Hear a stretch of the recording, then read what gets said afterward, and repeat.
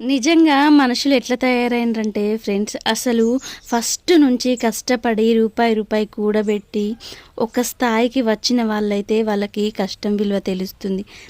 కాబట్టి ఎప్పుడు ఒకేలా ఉంటారు కదా ఫ్రెండ్స్. అహంకారం అనేది వాళ్ళకు ఉండదు.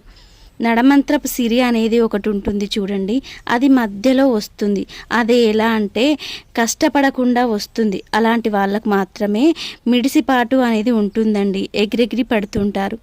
ఎలాగంటే అయిన వాళ్ళను చూడరు, బయట వాళ్ళను చూడరు. ప్రతి వారిని ఎగతాళి చేయడం, అహంకారంగా మాట్లాడడం.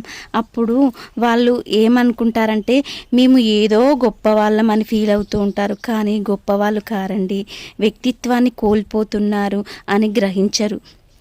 ఇంకేంటంటే అందరి ప్రేమానురాగాలను కూడా కోల్పోతుంటారు. అలాంటి జనాలు కూడా ఉన్నారు కదా ఫ్రెండ్స్. ఏం చేస్తారు చెప్పండి. ఇక చచ్చేటప్పుడు వెంట పెట్టుకొని పోతారా?